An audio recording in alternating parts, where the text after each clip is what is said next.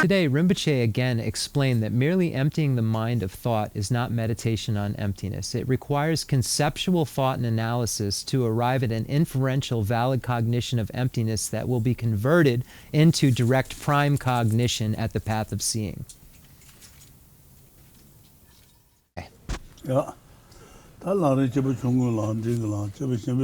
Yes.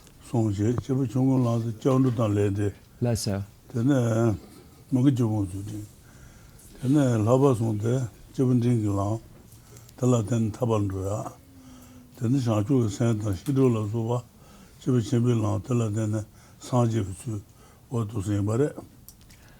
So welcome everyone to the Chenrezig Tibetan Buddhist Center. Once again, Rinpoche is going to be explaining Lama Tsongkhapa's great treatise on the stages of the path to enlightenment.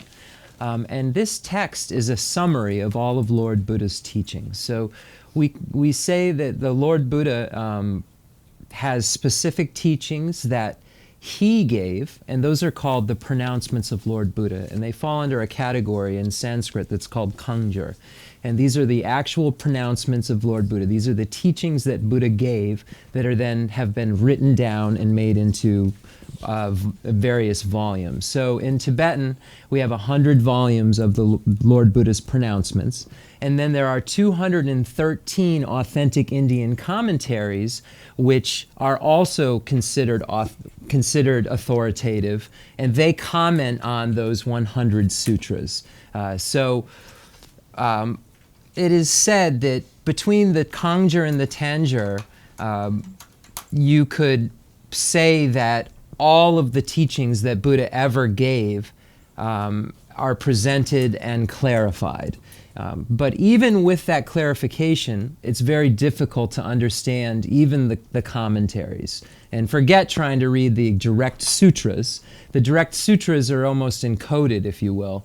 And then the commentaries clarify them, but really it requires someone to be a scholar to really even read the commentaries. So what the great treatise on the stages of the path to enlightenment has done, and other texts like it that are called the Lamrim texts or stages of the path texts, is summarize all of that material into categories and then shows, in those categories, show a practitioner how he or she would go from literally knowing nothing of Buddhism to becoming enlightened, and in what order, the graduated stages that would be necessary to accomplish that goal. So Lord Atisha, an Indian Pandit, originally identified these three categories that you could summarize the teachings into. And then Lama Tsongkhapa, the Tibetan master that wrote the book that we're reading, kind of expanded on Lord Atisha's explanation of those three categories. So the three categories are as follows. So the Buddha taught teachings that would allow one to stay within cyclic existence, but achieve higher realm rebirth within that cyclic existence. So this is the first category of teachings that we consider Buddha's teachings, and they're called the teachings shared in common with beings of small capacity. And these are for practitioners who wish to be free from the lower realms of cyclic existence and achieve higher realm rebirth. So they definitely wish to emerge from the lower realm. So they have what you would call kind of a similar realization to renunciation, in that they have a renunciation related to the lower realms of cyclic existence, and then they practice certain things to be able to achieve that goal, which is to free themselves from the lower realms and have rebirth in the higher realms. So this type of practitioner is called a small capacity practitioner, and he or she goes for refuge to the three jewels, the Buddha, the Dharma, and the Sangha, engages in ethical behavior that abandons the 10 non-virtuous activities, and then acknowledges any downfalls that he or she is engaged in. So in dependence upon these practices, he or she would be able to achieve higher realm rebirth.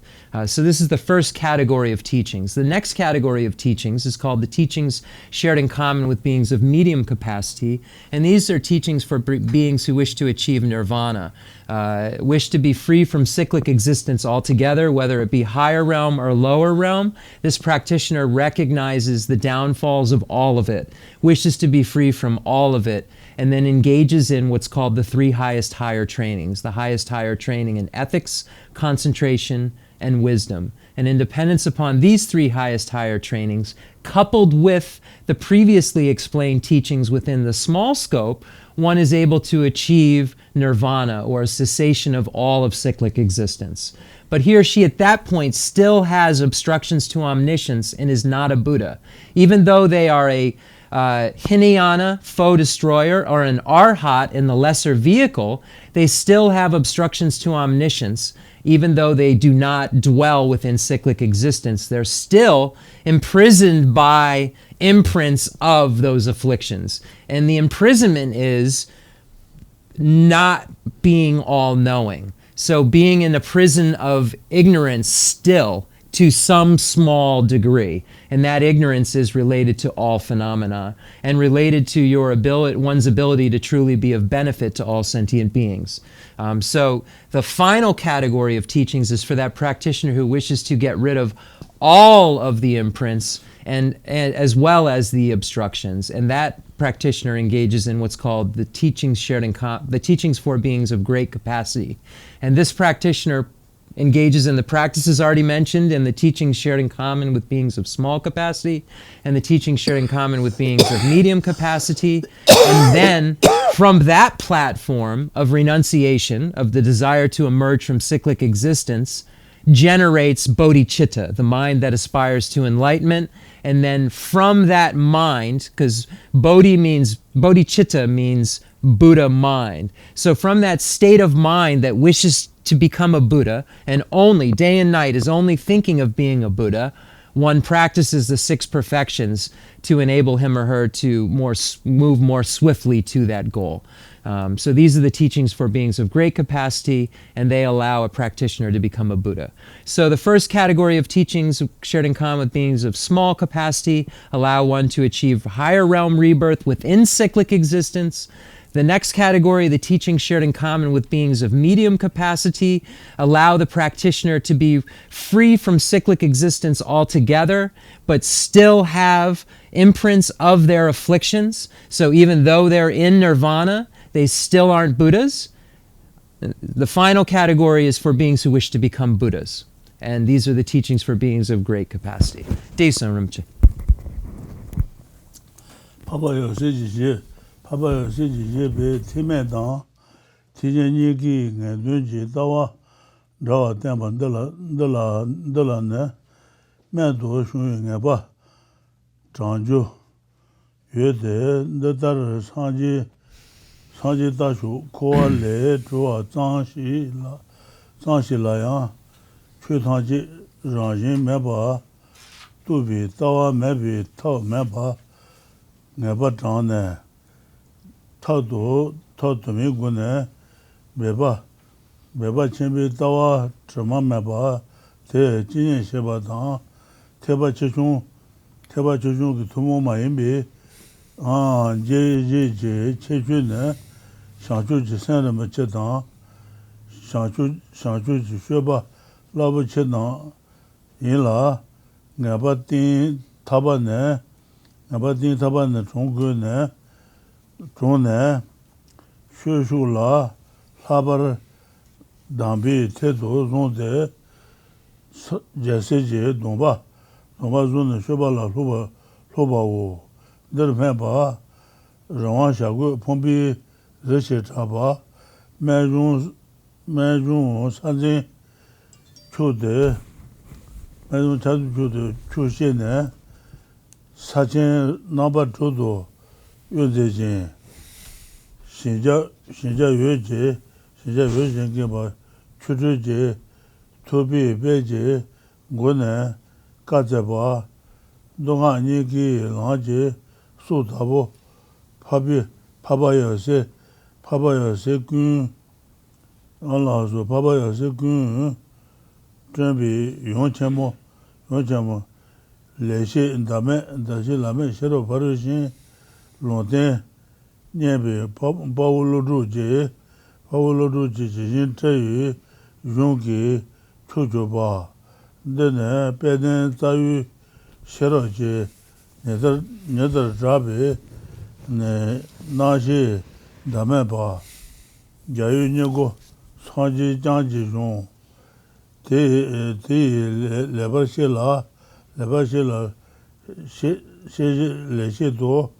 레시도 레버도네 제버트와네 다유 용상 세든 세와오 대다 지점아 대다나 지점아메 빌로 라지메비 준디 응어볼라 콘데 된데 샤지 테비수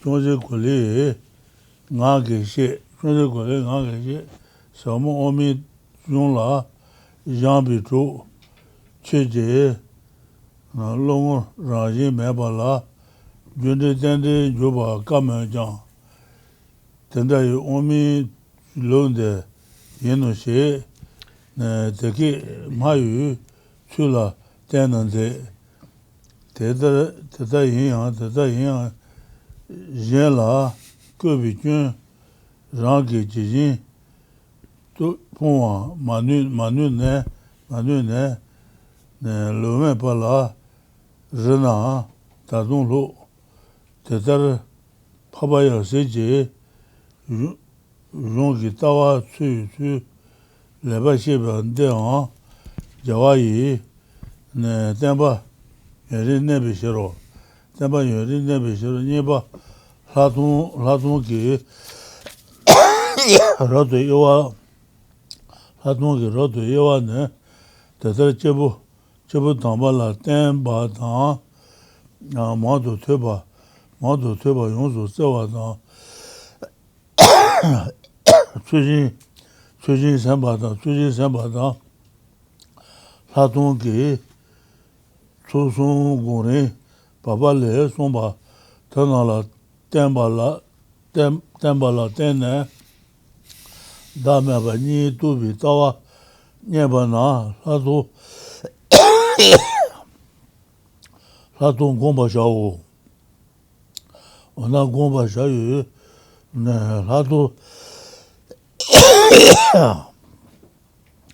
라동 도시 왜냐나 근데 사투리 라도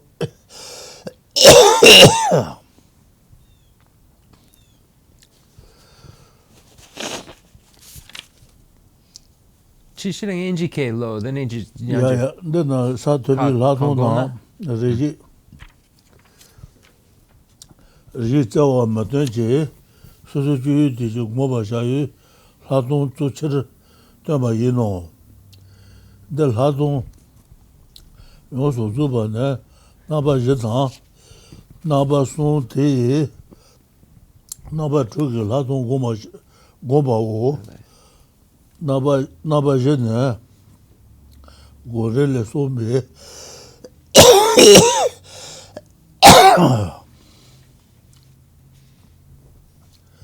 고렐레 소메 나바 제바소 조 나바 제바네 제네발라 메바오 로도 나바제바네 제다와라 메바오 동불라 용수 또바다 용수 저바니 유라 니발라요 또바다 저바 니 외데 전라바다 차유 나바제바오 대다야 녀살레 telā lātū nāpa yā kāngshī nā dā lā galōng dā tā nā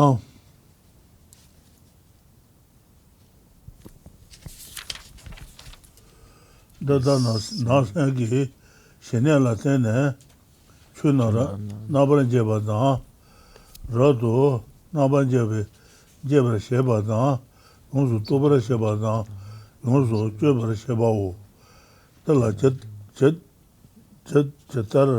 나반집에 제바 셔제나 jeba naba yongyu meba dan kebi meba dan nyomo naba yongyu meba tala jinye shi yoba ni ji nabaran jeba shedo chetawa yin yoba ni ji ne rodo nabaran jeba sheba yino shero dan denbi jeba sheba la nabaran toba dan jebe chaman jeba sheba di chana ne yonsu toba sheba yino yang taba toba sheba yang taba sheba toba sheba shebe chana ne yonsu jeba shedo sheso kundu le jang hatung ga lang la sheba hatung ga lang la sheba tersong shin te sheshin me nga to yang tada ki nguan jing nye satar song so naba song yang do gonde le chongden de hatung Chishina dig deska dene NGK deslo. okay yeah Dene de long. Gangisina ngatsu hakogudu de long. yeah Gutsu. Okay, so I just asked Rinpoche to pause and we'll get up to where he is in the English and then go from there. Okay, so we are on page 324 where it says the Noble Nagarjuna. The Noble Nagarjuna and his successors taught that Hinayana and Mahayana are alike in their views of the definitive meaning. So the point that it's going to be made here is that whether you want to achieve Buddhahood or just nirvana, either way you have to identify the correct nature of reality. Whether you're aiming to just remove the afflictive obstructions, which is what happens to a Hinayana foe destroyer that allows him or her to achieve nirvana, to achieve freedom from cyclic existence, or you wish to not only remove the afflictive obstructions but their imprints as well, which are called the obstructions to omniscience, and become a Buddha.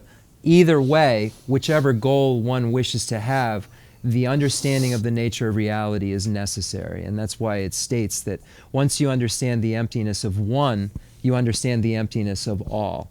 So that there is this idea in some of the lower schools that you can have a kind of a somewhat understanding of some things' emptiness, and that will allow you to become an Arya, when that is not correct. According to all of the schools, according to the final school, anyone within Hinayana or Mahayana that has a direct realization of emptiness, an accurate one, has seen the emptiness of all phenomena and isn't only seeing emptiness of self.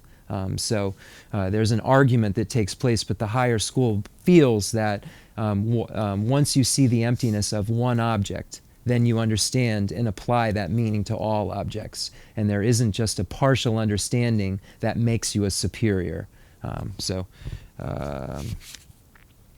So the Noble Nagarjuna and his successors taught that Hinayana and Mahayana are alike in their views of the definitive meaning. This implies two marvelous certainties. After you have developed certainty that there is no way to attain even mere freedom from cyclic existence, let alone Buddhahood. So here are the two divisions of enlightenment. An enlightenment of a Hinayanist, which is nirvana, an individual liberation, which is free from cyclic existence, and it says let alone Buddhahood, or the higher enlightenment, which is complete removal of all imprints and obstructions, which is Buddhahood. And that's the Mahayana enlightenment. So here it's saying whether you want either of these two kinds of enlightenment, it's necessary to understand reality. Without the view that knows that all phenomena lack intrinsic existence, you find the stainless view by making great effort at many methods. So here it's saying that whether you want to be a Hinayana foe destroyer or a Buddha, it's necessary to know that all phenomena lack intrinsic existence. Not just self of person, it's necessary to know that all phenomena lack intrinsic existence. So here, this is negating the idea that some of the lower schools have, that just by understanding the lack of self of persons, one can become a foe destroyer. If that means to them that by doing so they understand all phenomena is empty, then that's correct. But believing that some singular, somewhat of the full view of reality allows you to have a partial kind of nirvana of the Hinayanist is incorrect. You have the emptiness that is understood is the same emptiness that a Hinayanist understands and that a Mahayanist understands. The same nature of reality. There's no difference in the nature of reality, except there's still self-cherishing attitude that the Hinayanist has lingering, whereas the Mahayanist doesn't have that. But in terms of how they believe this book is here, it's the same, whether a Hinayanist or Mahayanist. So that's what it's saying here, that both of them need that view and the exact same view in order to achieve their individual goals.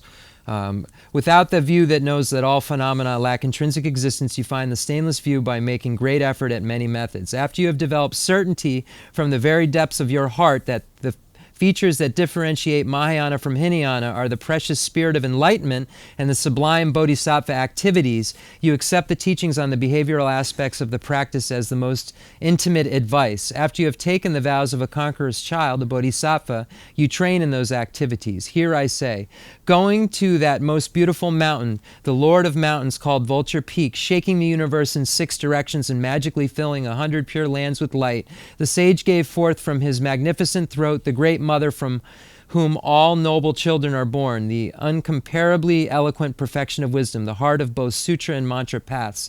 So this is talking about Vulture Peak in Rajagriha when the Buddha taught the Heart Sutra. And when the Buddha taught the Heart Sutra, that's the second turning of the wheel of Dharma where he expressed the Madhyamika view. Simultaneously taught Kalachakra tantric view in another place. So that was taking place simultaneously. So when they make reference to Tantrayana sometimes, those who know about it, understand that it refers to that simultaneous teaching that went on of Kalachakra and the Heart Sutra. The sage gave forth from his magnificent throat the great mother from whom all noble children are born, the incomparable eloquent perfection of wisdom, the heart of both sutra and mantra paths. Nagarjuna, the hero who had been prophesied, gave a precise commentary on it in the best of all treatises. That uncomparable explanation, as famous as the sun, known as the magnificent fundamental treatise. The treatise by the conqueror's child, Buddha Palita, explains it well, and what he explained well was well understood by Chandrakirti, whose fine treatise comments on it extensively, clarifying its words and its meaning. Rinpoche, every first Wednesday of the month, teaches this text that's mentioned here, that says, was well understood by Chandrakirti, whose fine treatise comments on it extensively, clarifying its words and its meaning. That's referring to the entrance to the middle way that we study first Wednesday of every month by Chandrakirti. Using words that are easy to understand, I have explained them, their stainless system, how it is that dependently arisen objects and agents of cyclic existence and nirvana are possible, among things that, like illusions, lack intrinsic existence. My friends who study the profound Madhyamaka texts, although it is hard for you to posit the dependent arising of cause and effect without the absence of intrinsic existence, it's better to take the approach of saying, such is the Madhyamaka system, otherwise you will not be able to escape the fallacies that you have stated to others and will find yourself drawn to a non-system. In that case, you must continue to study. The treatises of the noble Nagarjuna and his followers give good explanations of the way to search out the correct view and are, for the sake of the conqueror's teaching, remaining for a long time. Okay, so chapter 25, Insight Requires Analysis. Classifications of insight. Kamalashila's second stages of meditation sets forth 3 requisites for insight. Reliance on an excellent being, genuinely pursuing extensive study of explanations of reality, and appropriate reflection. By relying upon these 3, you will discover the view, the understanding of the 2 selflessnesses, then cultivate insight. What insight should you cultivate?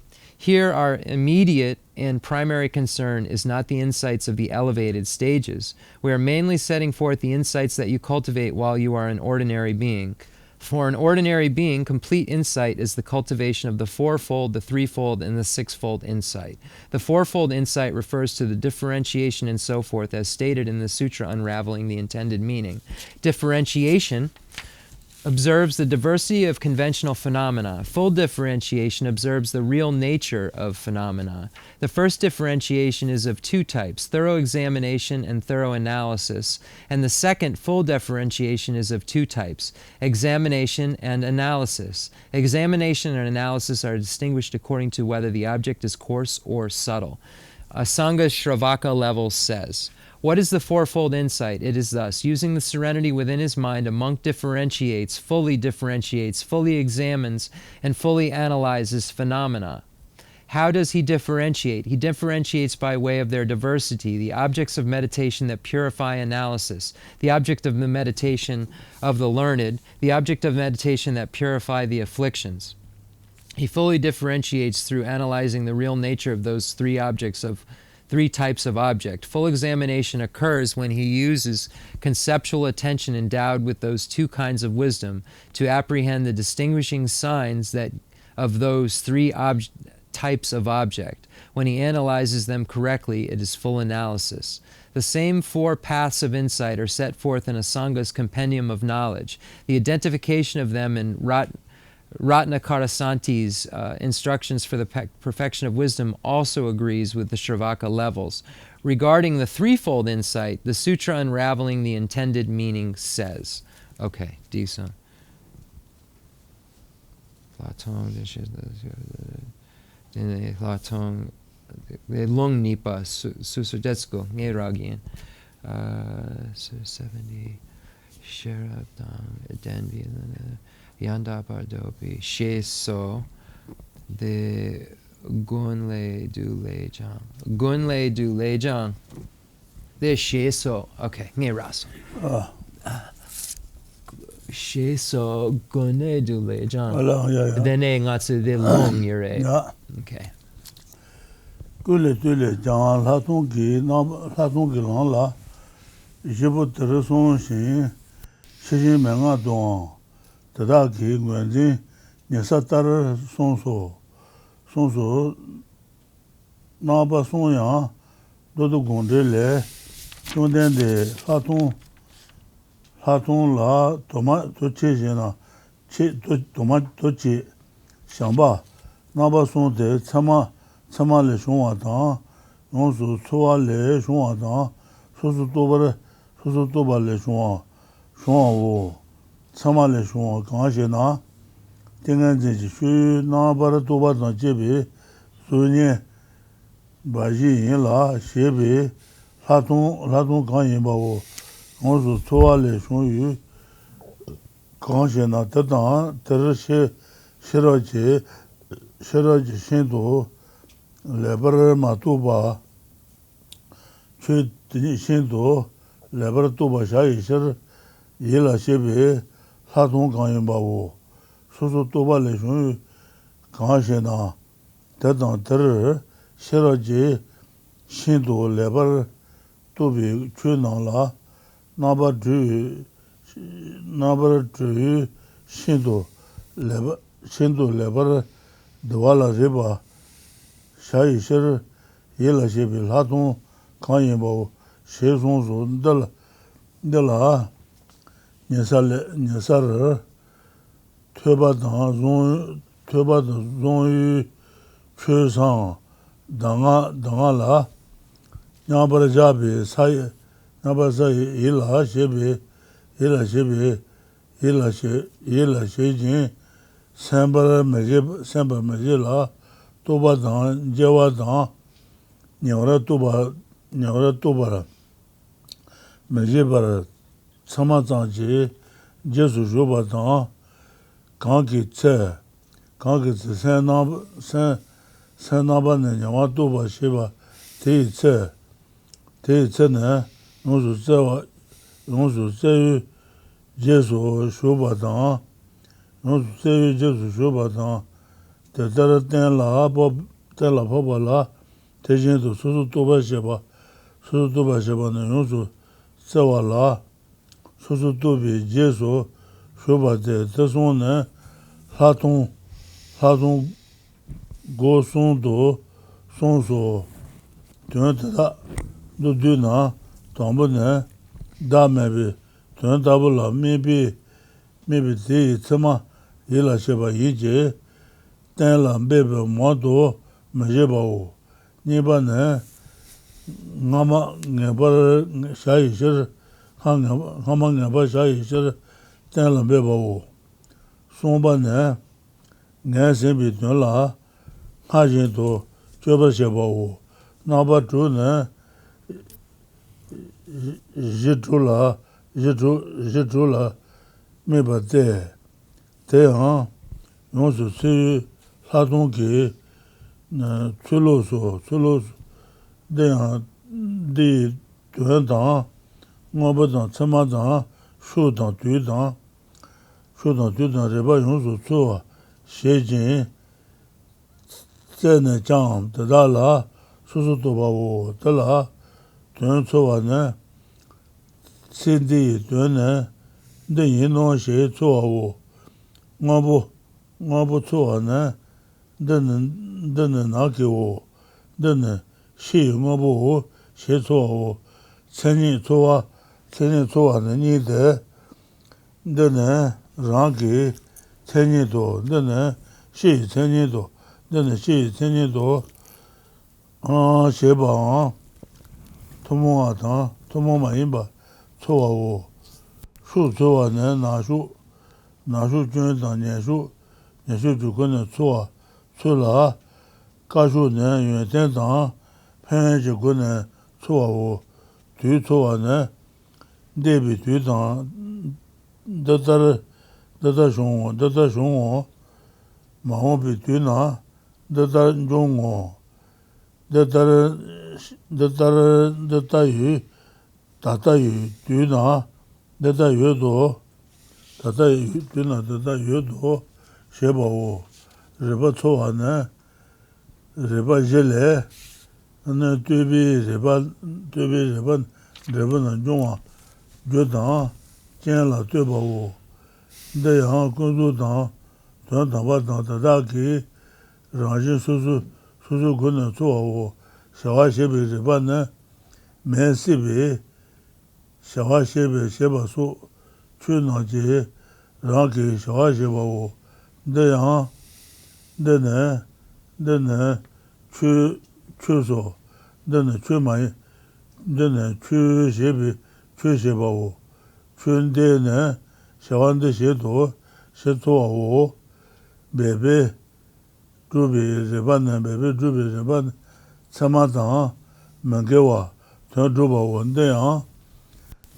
jindela ngosong dang jeba dang yi chebi longki tsama song bo yue dang me nyang to tsuwa wo chuni ji riba ne me tsawa dang chu lenpa su tada ki chuni do jiden na tabi chuni dang sanje me chebi chuni dang nebi chuni la meba she jin tata yinbi ju chen yin senpa me she de tata tsuwa wo tata chu to jaba dene nanju bi sheba shawa ne song tu ngen de penbi tun dang sheja chetawa dang chenyenpa wo tala dambo ondu shebe tsuwa dambo wo nyeba na ondu shebe ondu she ne ngobu tsuwa na rangi chenyi tsuwa nyeba niso sombi ondu she ne lama song dang shi chenyi tsuwa yago nye la nyesa le nde la tong ki gosong dang ishe rado iwa naba chula miba te ndo du na tene la tong tangche yang daba du ba yino she tatara shebe Shebatada, Satung Tanji, Duba Sunso, Teyan, Tamboro Shebi, Satung Ji, Gordon Son Yila, Tasonji, Yonsu Tsuyu, Jesu Shubi, Tsulu Chudu Sumbe, Tsulu Chudu Sumbe, Gusun Dan, Tsuwa Chudan,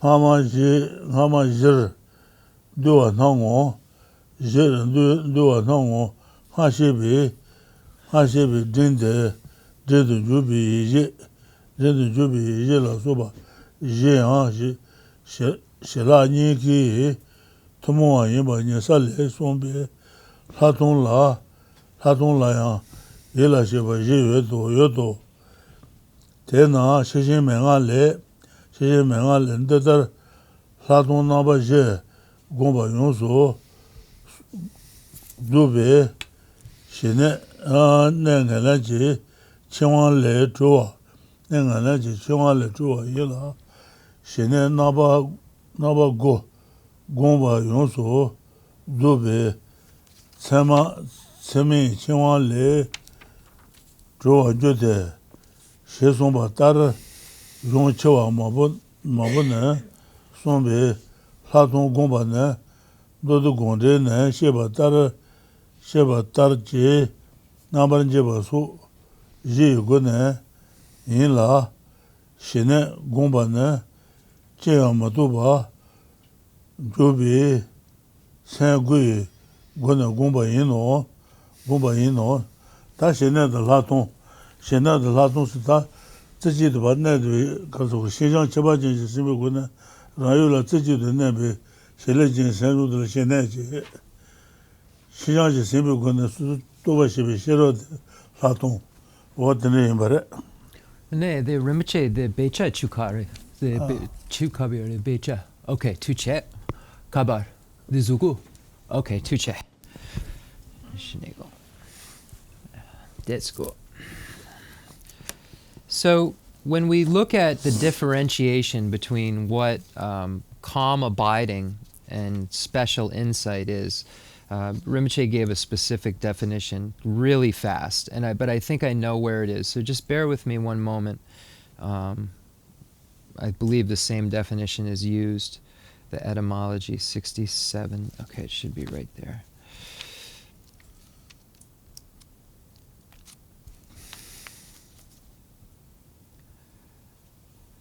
Okay, so this definition of calm abiding is a stabilization arisen from meditation conjoined with special pliancy. The special pliancy is referring to mental and physical pliancy that takes place once you achieve this single-pointed concentration. It's a bliss of mind and body that it allows one to be very it's a very comfortable place, a blissful place, and physically you can, and mentally it allows you to sit for very long periods of time. I think it's said in a text that once you achieve a single-pointed concentration or calm abiding, you can rest with one object. I think it says the size of a mustard seed, like the object of Buddha, the size of a mustard seed, for 4 hours without moving to any other object of observation. So you would sit in meditation on this one object for 4 hours, is what I read. Without wavering, without thinking, what time is it? Or where, what do I need to do? Or no other thought conceptually other than the grabbing of that one object. So calm abiding, it is, again, a stabilization arisen from meditation and conjoined with a special pliancy. And then it says etymologically, so sometimes that helps. Calm abiding is called shine in Tibetan. The ne refers to abiding, to staying somewhere, to staying on something.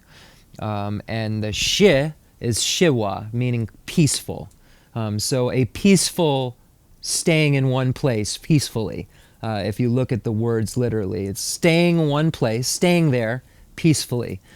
is the etymology of the Tibetan word shine. And it's an internal object of observation upon calming all distraction from the outside. So it clarifies that this calm abiding isn't something that you're seeing. It's an internal object of observation that you're able to hold on to without any kind of distraction whatsoever. And once you achieve this stage, appliancy takes place of mind and body. So that's the definition of calm abiding. Now, the definition of special insight is of a wisdom that's arisen from a direct perception. So special insight necessarily refers to something, here, I'll show you. The Latong seni yanja suruna. Ngay the shine seni dangsa lapsar. Yine Latong seni. Ayula susu bishera Latong seni. Yanja suruna kale Rinpoche. 시장 제바진 semikones. 시장 다 공전에 네 공가도 제도를 내온도 조보게 롱사 받으려고. 롱도 시장로 시장. 들려온도 안 산지부 연구소 산지부. 시장 대세무고네 수수도 비셔러데 라동 생일스.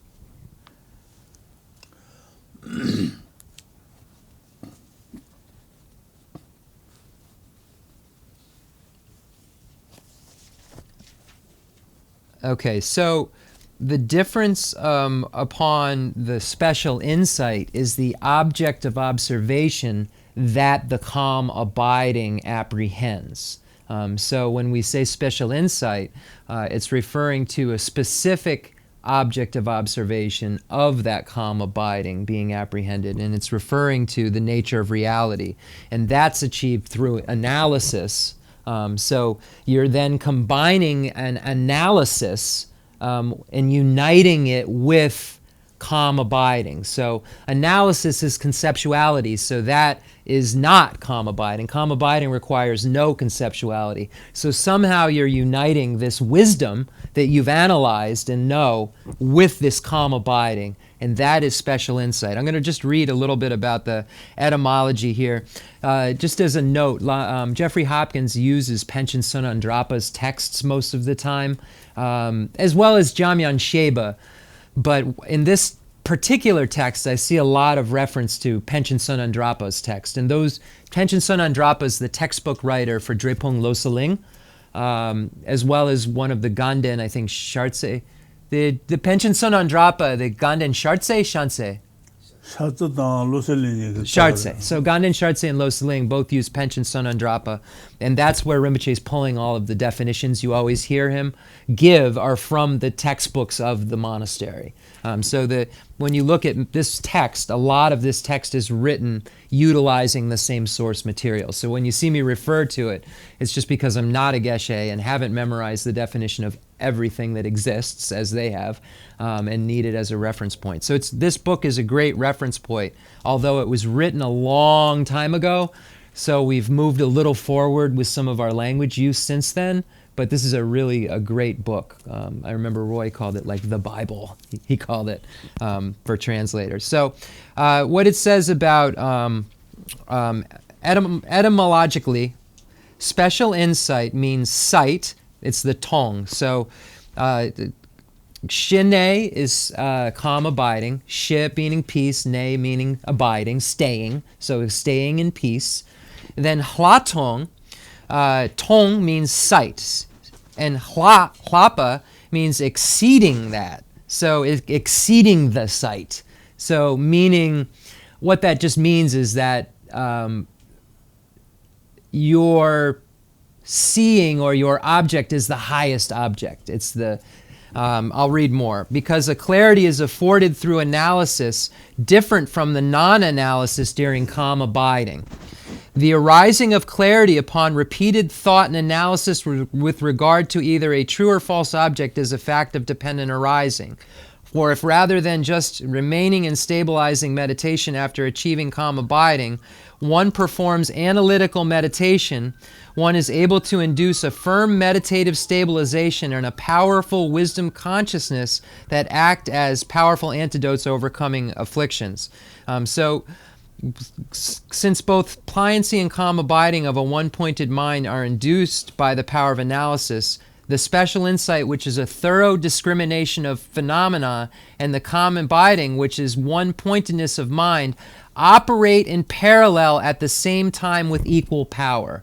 So when they say there's a union of calm abiding and special insight, that's what they're talking about. They're saying that there's a somehow calm abiding, which isn't discriminating anything. It's just fixating on something, is then fixating on something which wasn't previously fixated on. It was moved. It was analyzed.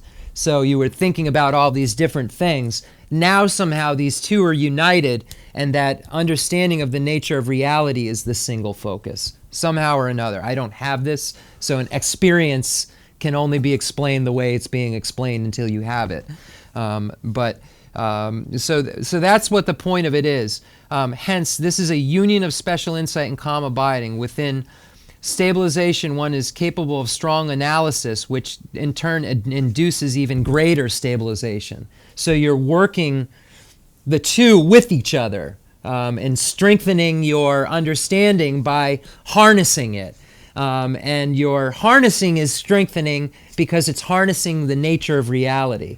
So it's zoning in on something which is the most accurate object of observation, something like that. This is a big book. I'm not going to keep reading, but so the definition of the special insight is this this wisdom that is arisen from the calm abiding, if you will, the special pliancy that's created, and a wisdom that's arisen from that special pliancy and single-pointed harnessing. So, nge sampa di song yene nge let's go. Yeah. Sumba latong gombe chula ni yelo gaba tan lo jabo tombula jele yelo gaba tan bun khachi nare dama ba tubi tawa khaya manye jang senje ha mutuba zone de yelo jitun la gomba sheba jowa yinde yelo doni de yin demi je ngozon tanje dan tawa yinbe de dar jobe chu de nalo dan tumba shobe shede yu jian maruba le jang jian manzi bisharo shemao de la joba shade de gongken de yu nam jian maruba shene tene de jesu tumbe le jang jian maruba shi gosan de dar she jang yu jinalo de kanto maruba yinbe le jang jian mazomba le jang jian mazomba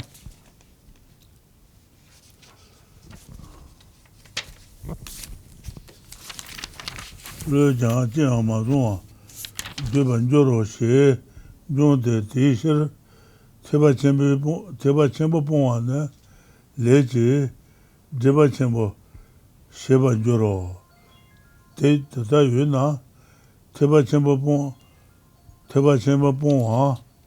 teba nyongwa daki tawa chudun zemba chu keba la nyaguru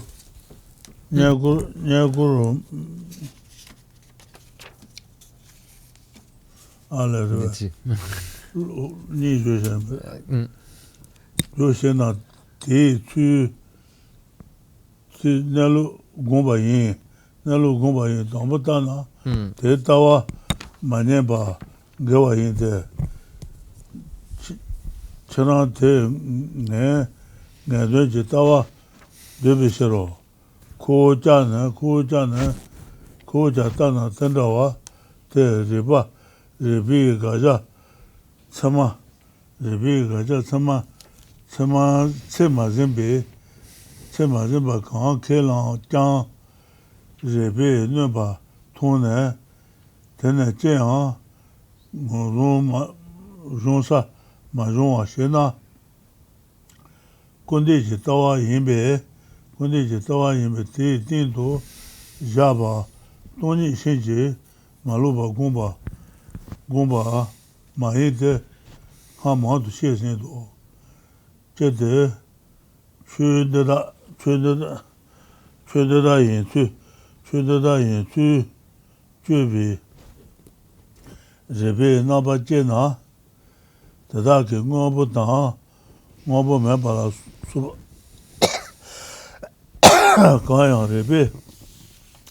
riba de chuwa manrubi tenam nabar pongwa tangche na trawa yinba la san ne kanza te tatar matu jang tatar jubi chu shedo tatar tunba doba la tongba ni to gomba ndo na ne hachang tawa jude ambi sheba tangche je jang dene yin dene mi no shi nyambe kanto yang manzembi shere yu je nelo dang tunba ju tata tangche jang yinlo gondo jowa dang kan sheba de mati sheje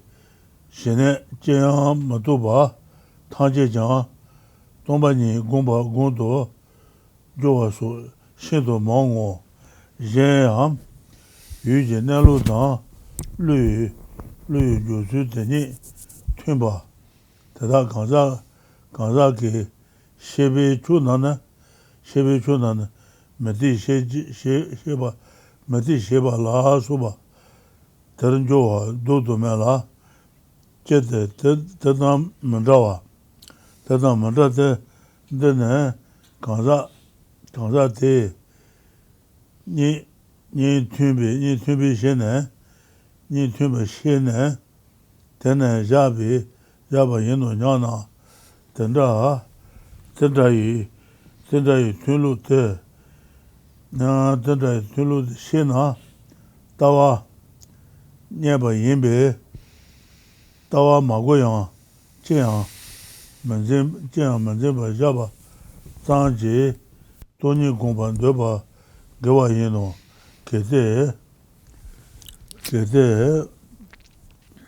kanzu tojang toba tangche kowa le chingwa jenju ki matoba joba zhe je langzu nyana dene nga matu kaasin la tata yang hashang ki lo dang jun dojo chungze jang maba njo te gorin tama le kanji sanji nabar toba jebi gawa dang magi leje onwa ke sanji nado tore la sobe jebu nyungshin kowa na koro ta jeyang majeba tada kowa le tawan joro tata yu na jeyang masamo yinba la soba nya gawa sheba majawo yinba la sobe yinba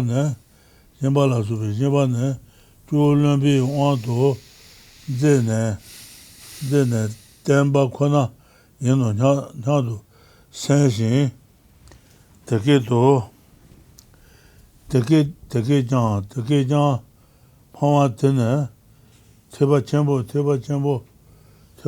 Tada, Poma Yino, Teba Tanchi, Zawane, Teba Chenmo Yinbe, Tepona, Teba Tanchi Poma Joro, Dada Jian, Masamo, Shemhana,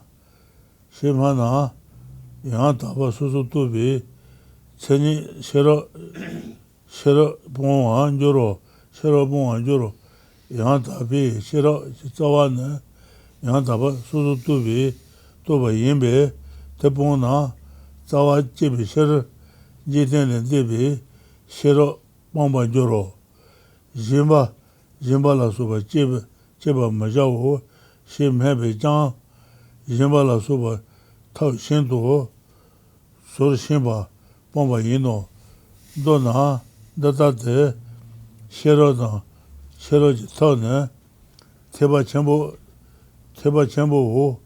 Teketo Papa, Gayangor Lejang, Sonde, Shanchu Senba Naje, Lana, Doduna, Ni Ganshena, Data, Tautan Sherobo, Tautan Sherobo, Sheo, Papa Tijinship, Sawan Lejang, Gazette, Tautan Shero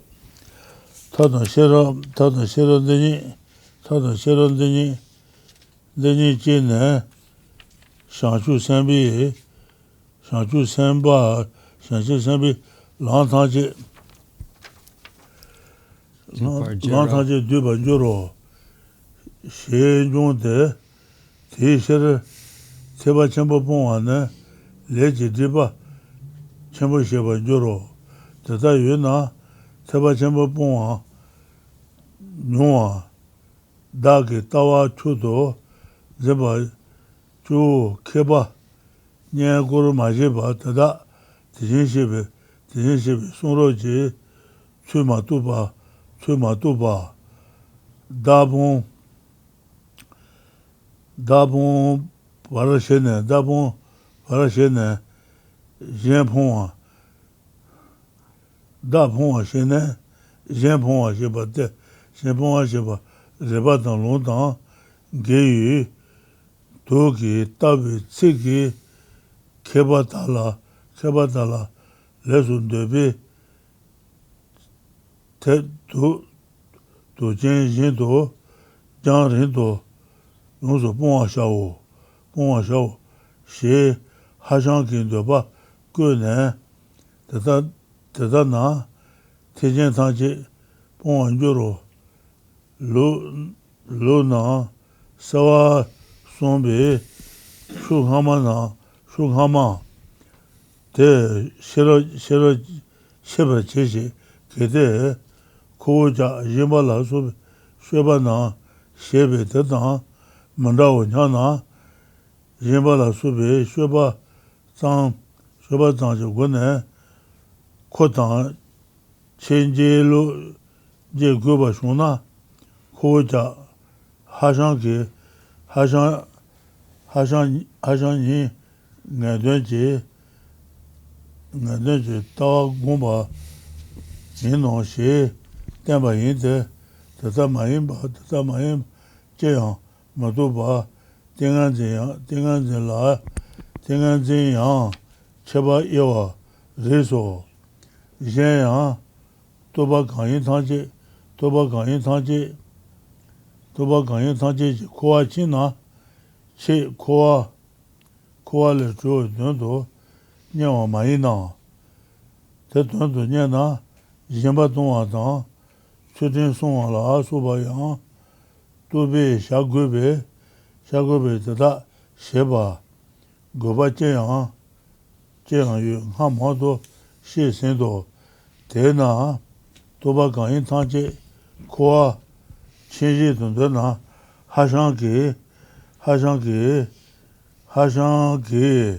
Te Leba Yinje, Te Chetana, Geyu, Koji Neba Juwa Yino, Yang Ti, Jesu Shuba, Kaji in the Yanda, Kaji in the Yando, Dani so, Samanzimbi Yula, Juba Monto Shena, Dean Yujen, Zimba, Teduba Ne, Chedu, Shit Drambatan, Chedu Shirin Drambatan, Rawa, Bomba Shichu Yimbe, Tombo, 50 ans, tiens, mon Dieu, bon Zimane, tiens, mon Dieu, bon Zimane, deux pembe langol, ne, Zimbatan Drawa, te Sheba, Nyanji, Taman Zimbi, Yu, da, Muchua, ne, Juba Tanji Dan, Juba Tanji Jinan, Juba Yino, Tena, Dawa Tenlam Baby, Longri Nala, Luane, Tanyabi, Tizan La, Jamba Shi Mawo. The Dana Sanji, Soro Tanji, Jen Trula Subi, Kebi, Jon Tanji, Bomba, Lutuki, Tacheba Yinte, Tadaki, Ribata Longi, Tenlambeba, Kuna Zebi Shiro, Jen, Dani, Zebi, Zoyu, Luji, Tara, Cheta Zunga, Tendawashi, Yimate, Lebajine, Nambar, Tabi, Lonriji, Kozunga, Tara, Meba Jambi Gune, True,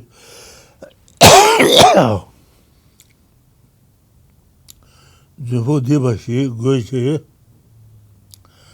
Teno Neba Jit Manieba, Sanzunga, Tite, Dani Yula, Mochoa, Edo Chujan,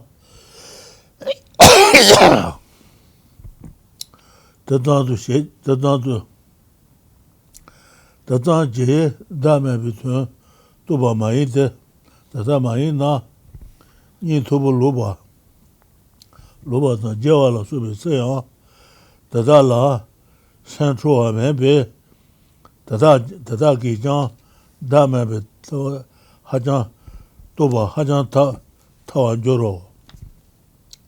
Then the Bena, Sama Ju Mebe, Shirado,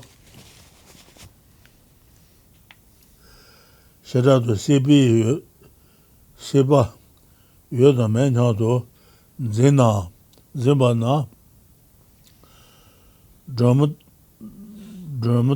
Dramatine, Tendo Mundu, Leba Tanji Jene, Zimbate, Masemba,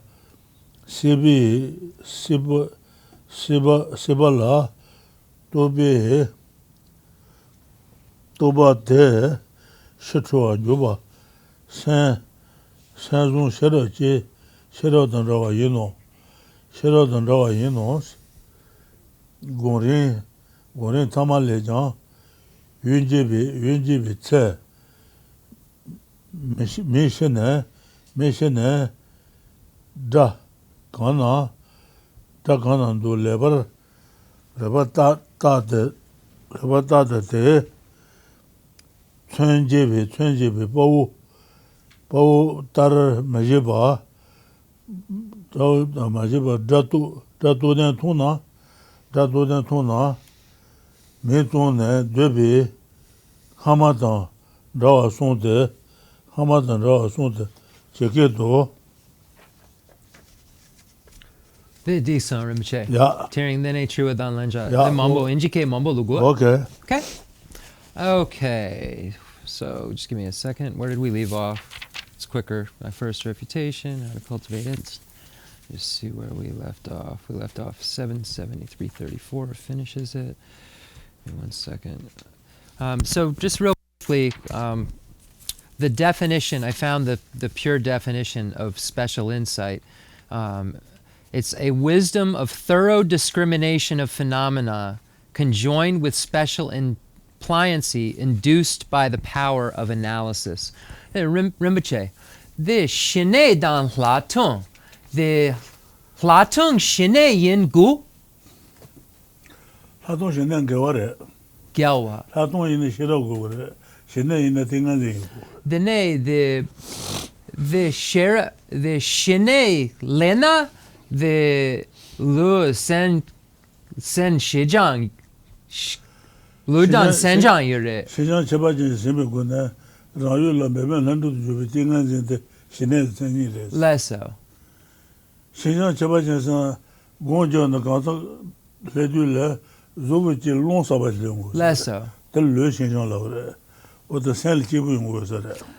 The garishine the hlatung seni the Shijang cheba jin simbe gu na rayu la susu tu bi shira hlatung sen yin.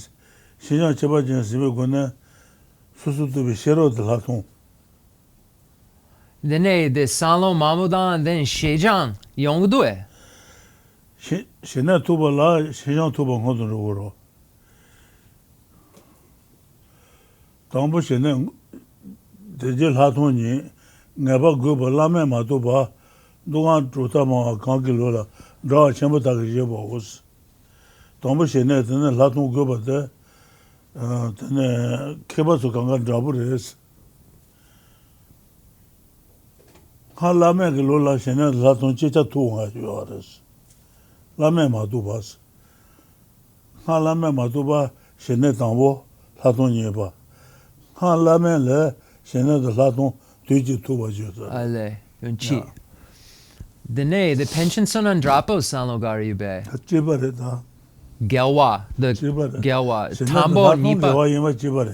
The Tambo Shine the Tambo the Hlatung Nipa pension son andrapa Kelendue. Hinda Tambo Dene Nipa. So what I'm just trying to understand here is there's a special pliancy that arises from analysis according to special insight. Special insight and calm abiding are mutually exclusive because special insight infers this analysis that leads up to the special pliancy.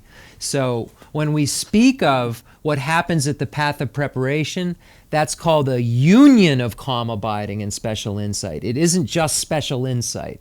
So special insight, and when we see what happens at the path of preparation through those 4 stages, there's a union that's taking place.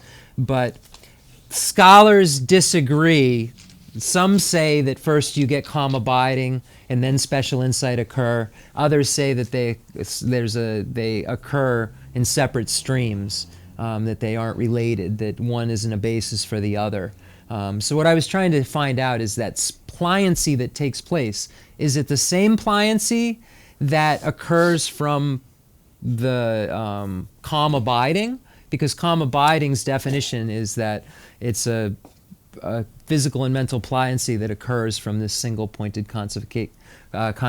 So it's a qualifier. So it sounds like that it's different, but it's a special occurrence that happens through analysis of this pliancy. But whether or not it first you have calm abiding and then you can get special insight, whether it's an order of events is debatable. So they are though, everyone concurs that they're mutually exclusive because calm abiding is specifically looking at one thing, special insight is analysis. So when you look at, again, the definition of special insight, it's a wisdom of thorough discrimination of phenomena conjoined with special pliancy induced by the power of analysis. And then there's a note here, 47. Let's see if it's easy to find.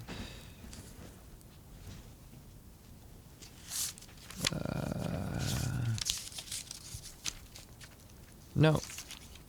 Maybe. Hold on.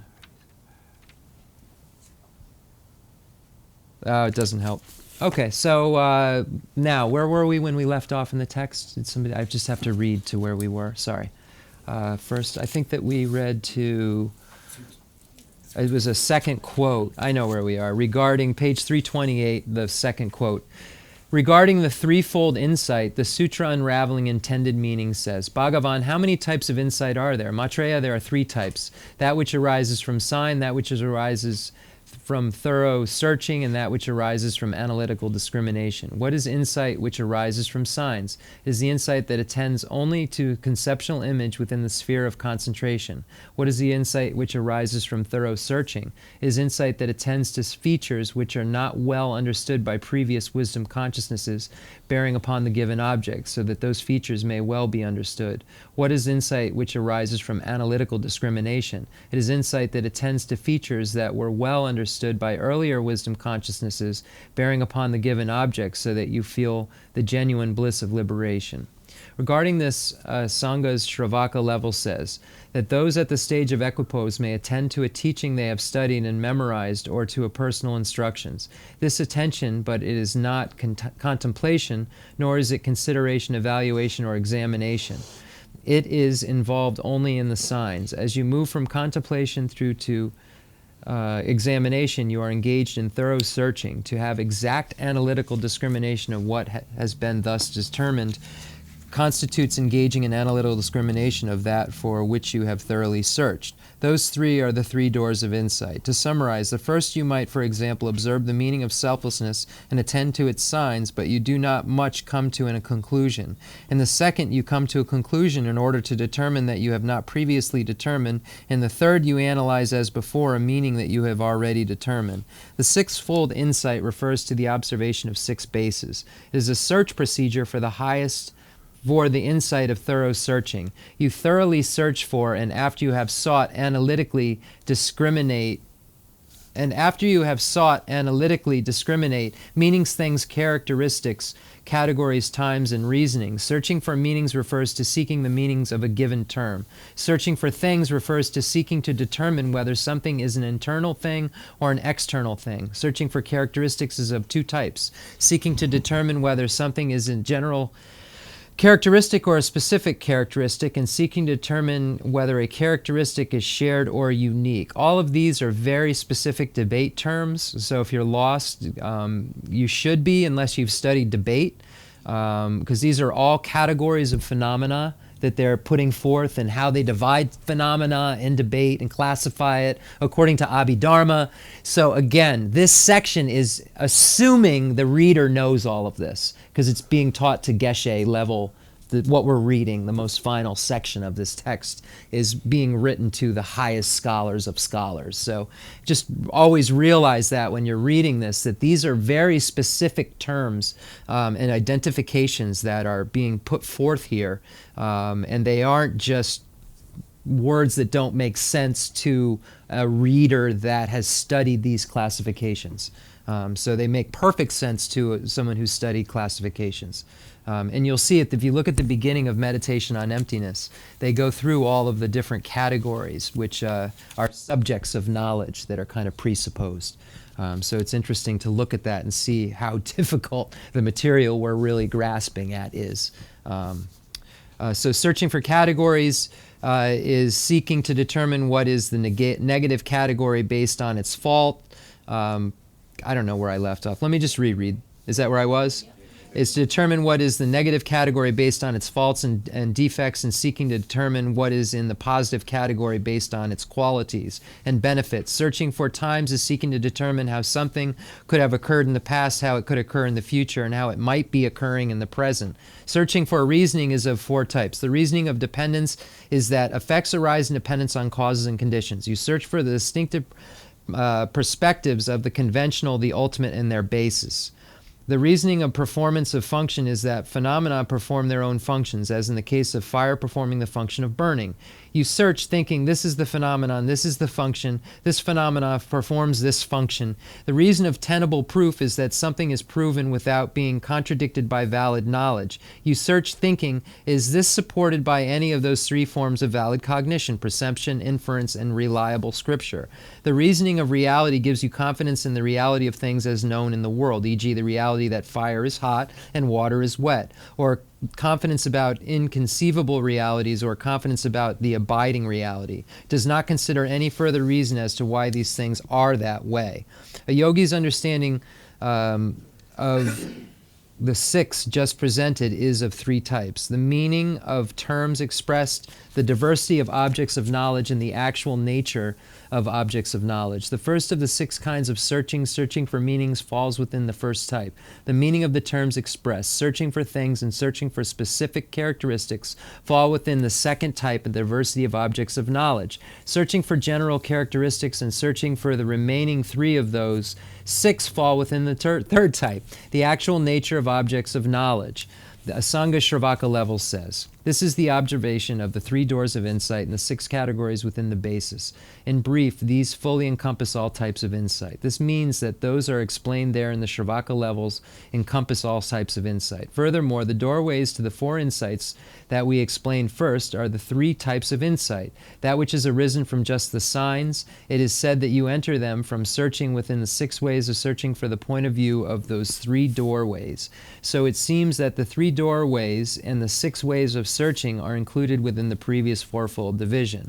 Asanga's Shravaka level states that the attention of tight focus, etc., a set of four explained above, are common to both serenity and insight. Hence, insight also has four attentions. Therefore, Ratnakara Santi's Instructions for the Perfection of Wisdom says, thus completing the cultivation of fourfold insight frees you from the bondage of rebirth in the miserable realms. Completing the cultivation of the ninefold serenity frees you from the bondage of signs.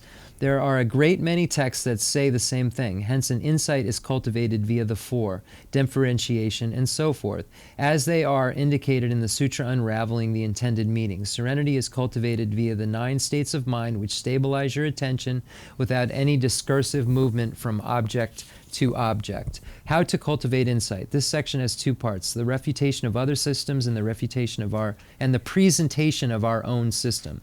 This section has 4 parts. The first, refutation of the opponent's position. One does not find any view, any understanding of selflessness. Rather, one meditates on the meaning of how things exist by holding the mind in a state that lacks any thought. This is the Hashan view, by the way, the Chinese Abbot view. This is because the way that things exist, emptiness, cannot be identified in terms of what it is or is not. Therefore, setting the mind in that way brings it into accordance with the way that things exist. For with no object existing at all in the face of emptiness, the mind does not apprehend anything. Reply. Is it that these meditators for whom no objects exist at all first understand that objects do not exist, then must set their minds accordingly in a state of not apprehending anything at all? Or is it that they do not think that objects do not exist, but instead think that the object's ontological status can never be established, and so consider meditation on its ontological status to occur when you go into a state of suspension in which your mind does not apprehend anything at all? If it is the first, it contradicts your assertion that they do not find the view, because you assert that the non-existence of everything is the definitive view.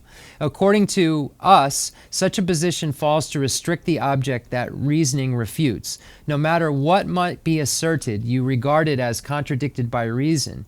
You then take this to mean that there is nothing whatsoever that can be identified. Since this constitutes a view that mistakenly denies what in fact does exist, stabilizing your mind on such a view is not meditation on genuine emptiness, as I have explained at length above. If you analyze these phenomena using reasoning that analyzes the way that they exist, that reasoning will not establish the existence of any of these things and non-things. So perhaps considering the fact that phenomena are ultimately free from all elaborations, you are claiming that a person who is meditating does not know that, but rather stabilizes his or her mind in that way, without identifying doing anything.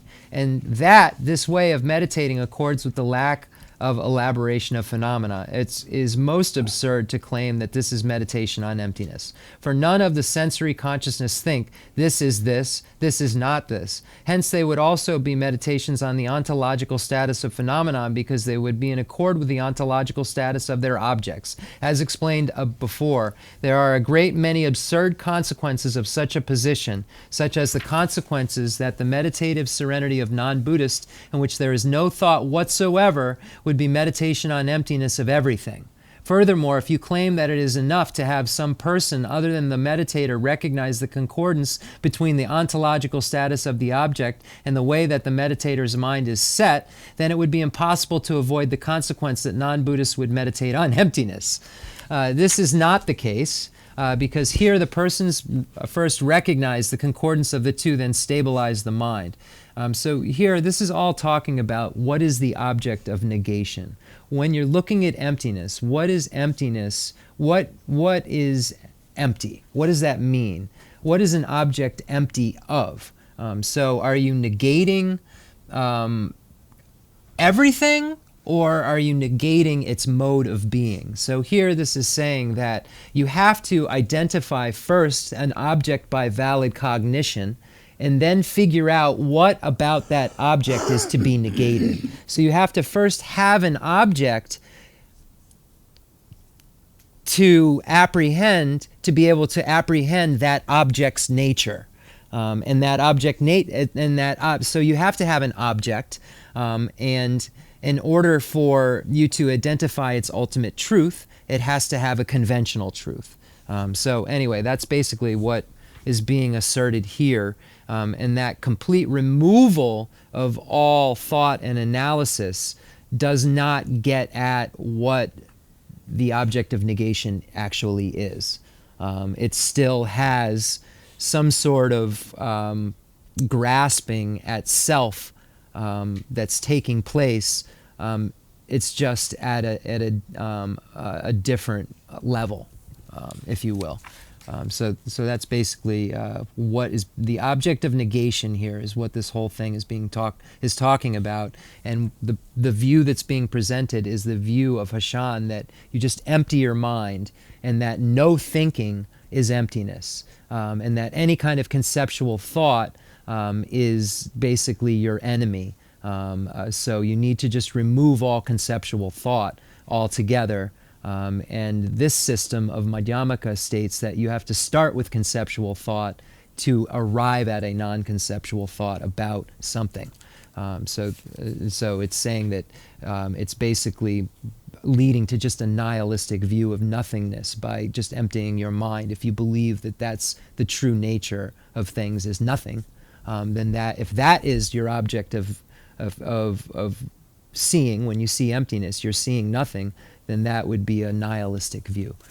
So you're seeing the nothing that substantially exists of something, and that's the correct view, that there is a something, and that is its conventional nature. So this is not the case, because here the person first recognizes the concordance of the two, then stabilizes the mind. Reply: since the recognition of such a concordance is the discovery of the view, this contradicts your assertion that one does not understand the view, but meditates on emptiness by simply stabilizing his or her mind without thinking of anything. Objection: all conceptual thoughts, no matter what one thinks about, bind one in cyclic existence. Therefore, setting the mind in a non-conceptual state of suspension is the liberating path. Reply: I've refuted this at length earlier. If this is your position, you should not attribute even the slightest fault to the system of Hashan. Kamala Shila's third stages of meditation says, and we're just about to where Rinpoche read up to. Some say that virtuous and non-virtuous karma are produced by conceptions in your mind, and that through this living beings experience results such as high status in cyclic existence and continue to revolve in cyclic existence. Those who think nothing and do nothing will will be fully liberated from cyclic existence. Therefore, they do not think about anything when they meditate, and they perform no virtuous deeds, such as deeds of generosity. They suppose that practices such as generosity are only taught for foolish beings, but those who say this entirely abandon the Mahayana. The root of all the vehicles is the Mahayana. So if you abandon it, you abandon all vehicles. If you say that you should not think about anything, you abandon the wisdom which has the nature of correct analytical discrimination. The root of sublime wisdom that knows reality is correct analytical discrimination. If you abandon it, you sever the root, and thus abandon the wisdom which passes beyond the world. By saying that one should not practice generosity and such, you utterly abandon methods such as generosity. In brief, wisdom and method are the Mahayana. As the foremost Gaya Sutra says, the path of the Bodhisattva in brief is twofold. What are the two? Method and wisdom. The Sutra of showing the Tathagata's inconceivable secret. All the paths of Bodhisattvas are included in these two, method and wisdom. Let me see where we are.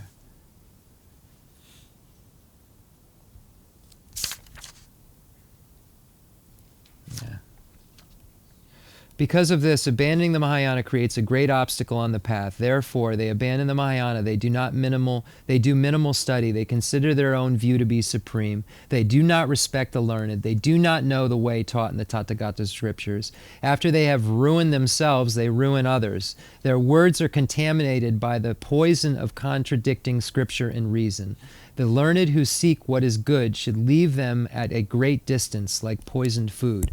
This refers to the position of Hashan. This passage clearly sets forth how it completely abandons the Mahayana, and while it may be that it is what Hashan asserts, you yourself should recognize this position.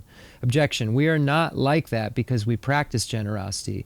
If it is the case that Hashan and you must be distinguished only in terms of practices such as deeds of generosity, then this indicates that you and Hashan are alike in meditating on the definitive view.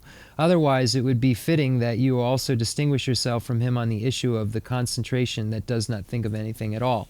Furthermore, if all conceptual thoughts whatsoever bind one in cyclic existence, then do you seek liberation from cyclic existence? If so, then as much as giving gifts and maintaining ethics must involve conceptual thought, what purpose is there in performing them? I have already explained this point at length. Therefore, if you assert that all thoughts whatsoever serve to bind one in cyclic existence, then you might as well adopt the position of Hashan.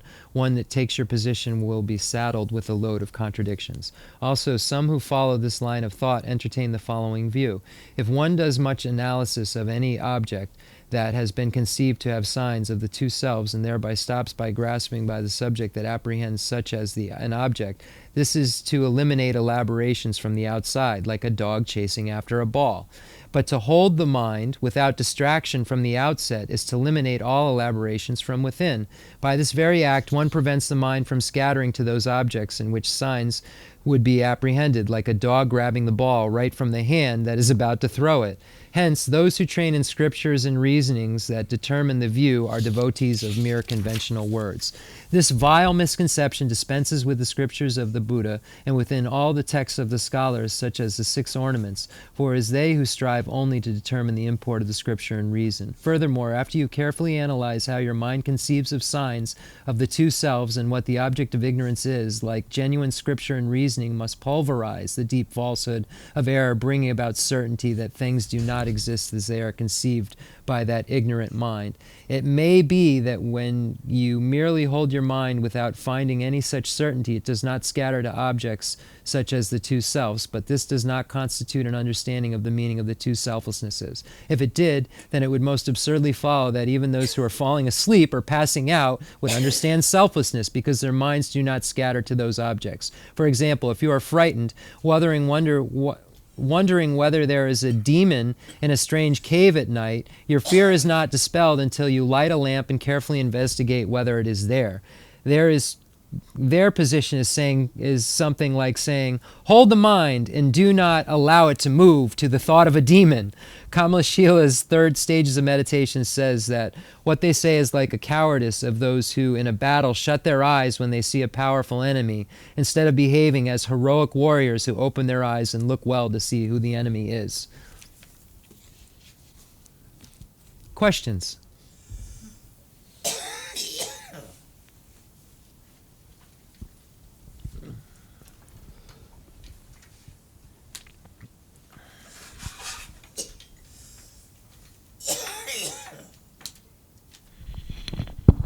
Rinpoche, my question is about understanding not the condition of things, which is dependently arisen, but the substance of things. To understand more strongly the substance of the nature of substance of form. So in science, they talk about the substance of things, even atoms, as being energy of some kind, and this energy seems to have the ability to exist as a form, but also to have the ability to act with other things as well. So it has an active principle and it has a passive principle of merely existing. So my question is, what does Buddhism describe as the substance of form? Or is if collection of parts. You're not going to get beyond a collection of parts. You will never, there is no primordial ooze that you will find as a final nature of things. That Samkhya school asserts that, the enumerators, the 20 holders of 25. Buddhism just asserts that there are collections of parts. What you call those parts is what science will determine. They call all of those parts, and those parts have potential to combine with other parts to create something that you can name as this or that. But them alone, standing alone, only have the potential to combine with other things. Rinpoche. Also, could I say one other thing? So it seems that if this might be correct, that to think of things as being composed of a substance might in and of itself have grasping at inherent existence. Rinpoche, the Chenrezig, the Kelen, the Ngatsu, the Chukanga, the Dudu Mambo Yure, then a Nyamdu, then a Tebure. The Dudu Sheda Mambo Yure, then a Nyamdu Chana, then a Tebure. Then the Nampa, the Dudu, the Ngawanda Drupa, the Du, Demba Drupa, Demba Madrupa yen. Chu tamche demba madrupa nga hakogudu yene chan lanjaro nang. Dene the Chenrezig Kelen, the Chukanga, the Du yere. Then Du mambo nyamdu shana, dene teb yere, mota yere, dobo yere. Dene the du mambo yere. The nampa gari kelen. Drabudu. Dene the dendel. The dendel dandar. Dene the dendel yen. The chu tamche dendel yen den sunsan tombani. Yeah. Okay. Dene chu tamche the. So all the nature is of not being truly established. So the only final nature you'll find Buddhism willing to assert is emptiness. And that just means that everything is a collection. That isn't any kind of substance. It's just a fact. It's a fact about things, if you will. It's not a metaphysical thing. It's more like this is red, that's blue. Things are a collection of parts that are named. And that's what emptiness is. So Rinpoche said that the idea that science has, that there are these atoms, whatever you want to call them, energies, atoms, these collections that come together and then form items, that form a book, a collection of things, energies with potential. But the potential to be something only is once the collection is all there. So you can't say that there's an atom in this that is book's potential, because that atom could be made into a car. So you could say it has the potential to be anything, which reaffirms its emptiness at that point, because it takes it binding with other things to become something you name. So Rinpoche is saying that what science is saying about these energies' potentials to create form is the same thing Buddhism is essentially saying, that these parts have the potential to create something, but they don't inherently have that somethingness until they're in the whole collection with its counterparts or concomitants, if you will. So they aren't. So the Middle Way Autonomy School, which is the second highest school, says, so that means that those parts have some bookness in them.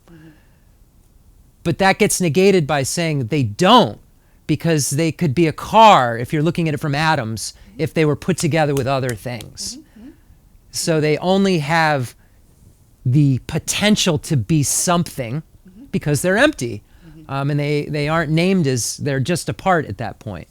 They are whatever they are. If they're a piece of metal or they're a piece, whatever they are, they're just a part. And when dependent origination happens, a bunch of parts came together, and then something we called a book is there. So thank you. So it seems to me that it makes sense to say, at least in my mind, that the concept of substance itself has its own notion of inherent existence, because it seems to be a subsistent, permanent essence that is unchanging. Whereas in the concept of things being composed of that which is dependently arisen, things are inherently empty and therefore have no solid, no determined stuck nature, no determined permanent nature. But say the first part again. Are you saying that because there is this... It's not to say that there is no substance, but that the concept of substance, at least in our culture maybe, it seems that is ridden with this notion of inherent existence. Right. Because it is believed to be a thingness. It's a something. Yes. You know, but since even atoms or whatever the quote substance is can be anything, it's not particularly anything. That's why that's what you said before, that's what makes it empty, is that it can be anything. So the concept of substance is itself a notion that is in ignorance, because it projects this essential nature onto something that doesn't have it. Yes, it doesn't have an essential nature. But again, if we're talking about atoms, or you know what I mean, we're using very specific points when we're talking about comings together and so forth, just so that we're clear on that. I don't know about science, so I just want to make sure that's a disclaimer that I'm making. But yes, so the idea is that things have some sort of matter has some sort of nature. Yeah. But Buddhism says that it only has the nature of being empty. Okay. So that's what Buddhism would say that its nature is. Right. This is what it is. It's empty because it can be anything. That's tricky, because everything can't be anything. Because there's valid cognition. This isn't a car. This is a book. Right. Everyone agrees this isn't a car in this room. Right. If you thought it was a car and could get in and drive it, we would have to have your mind checked, because there would be some sort of fault. No, seriously, that's how you decide whether something is valid cognition. So you have to start whether or not something is what you think it is conventionally, and then you can establish its emptiness. So you have to start it. So everything can't be anything. Right. But in the case of an atom, it could become potentially anything. Right. But I just want to make sure that emptiness doesn't mean that everything can be anything. Right. Because that's not the case. Because of, Okay.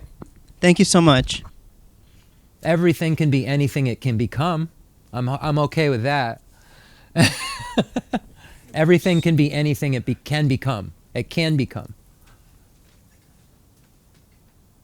But then you have to, that's why Buddhism and debate makes all of these categories. What's mutually exclusive? What's contradictory? What can this be? What can't it be? So that way, all of that's divided up already in your mind. So you're just basically really investigating instead of trying to figure out what these big words mean. That's why they memorize and come up with all these categories, and it's in their mind just as much as how to say your name is for a monk. These categories and what they mean, they can rattle these off all day and night. The 51 of this and the 26 of that, like it's nothing. And that's what they debate. How many divisions of this are there? And the person will be like, 26. You don't know the 26. What are they? And then they'll spout out the 26. And that's what's going on in their learning system. So when we read this, it's like, why is it so bombastic? Why are they using all these big words to try and say simple things? And there really aren't. They're just referring to information that they're presupposing the reader knows. Go ahead. So this is one thing that the book presupposes I know. The two selves. I've never heard about the two selves and therefore two selflessness. Oh, yes. So if Rinpoche can explain that. Thank you. The dame ni, chu dame the larona, the dets larona. Kazaga dame sent when I was Lesso. not the Pombo Tsubala Tune Nazaga yours. Matiba Rawat Mabadala, Tune Yabadala. Kazaga dame, Shui Damanica Murova. Lesso. Kaza never Maruba. Lesso. Lesso. Kaza Miami treat them Maruba, the Chui Dame. Lesso. Mother. Okay. So the two divisions of selflessness are selflessness of person and selflessness of phenomena. So anything that is selflessness that is not referring to the emptiness or the lack of true self of the I or person, any other emptiness is selflessness of phenomena. So what is the selflessness of person? The I does not inherently exist. So they would start with, the I is not truly existent. It does not inherently exist. Why doesn't it inherently exist? Because it dependently originates. How does this I dependently originate? There are a collection of parts, physical and consciousness, that come together and form a basis of designation. A basis for naming, a base for naming. And it is a suitable base for the naming of I, because there's a person sitting here. So we use the case of Jeff. There's some legs and some arms and some head and lips and eyes and ears and a consciousness. And it's all here, and it comes together, and then it forms this thing that we would all who know me agree is called Jeff. And my mother and father named me Jeff, and I've been called, so I think I'm Jeff. But there is no Jeff, there is no I that's separate, that inherently exists singularly without that collection of coming together. And not just these physical things came together, but also events. My father and mother coming together, sperm and egg coming together, birth happening. All of these are creating these parts that led up to this moment that allow me to sit here and be Jeff. But there isn't some Jeff sitting out there that we can identify that is separate from that collection. So that is the selflessness of person. Selflessness of phenomena is referring to the exact same thing, but about something other than self. So this book does not inherently exist. Why does this book not inherently exist? Because it dependently originates. There was a person who cut a tree, and someone who made the tree into paper, and then ink, and then all these pages were put together, someone translated a book, etc., etc. And then that came together and served as a suitable basis of designation to be called book. And more specifically, the content is Lama Tsongkhapa's work on the Great Treatise, so it's suitable to be called the Great Treatise on the Stage of the Path to Enlightenment by Lama Tsongkhapa, a book called that, because it's those specific parts came together that are suitable to be called that. But there's no book that you can find that's separate from that. And the misunderstanding is that we cling to everything as inherently existing, as this book is singular, as I am singular, without seeing the interdependence that takes place. So selflessness of person is referring to that about the I. Selflessness of phenomena is referring that about everything else that exists. Phenomena necessarily exists. So you can't say like a rabbit with horns or some a sky flower. because that doesn't exist. So that isn't phenomena according to Buddhism. So for something to be selfless, it has to exist. This just came to my mind. What about a feeling? Feeling would be... It would be phenomena. It would be phenomena. Tsorwa, chu dame, kansa dame. Tsorwa. Tsorwa. 추지다마. Selflessness of phenomena. Yeah. Thank you. 소와 내가 말로 추지다마. So the lack of... Oh, so he's qualifying it. So the lack of true establishment of feeling is selflessness of phenomena. Is feeling selflessness of phenomena. So the lack of true establishment, so that lack of true establishment of that feeling is selflessness of phenomena related to feelings. Maybe one more question? Okay. All right. Hi. Hey!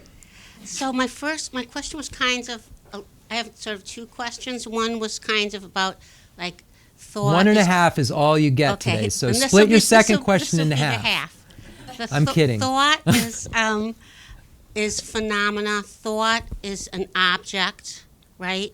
Say that one more time. Thought. This is just to clarify for Yes. myself. Thought is considered an object and a thought is also considered phenomenon. Yes. Thought is an object because you could take the object thought is empty, and thought is phenomena because it exists. That which exists is necessarily phenomena. Okay, and the other one is like you were talking about substance and bookness.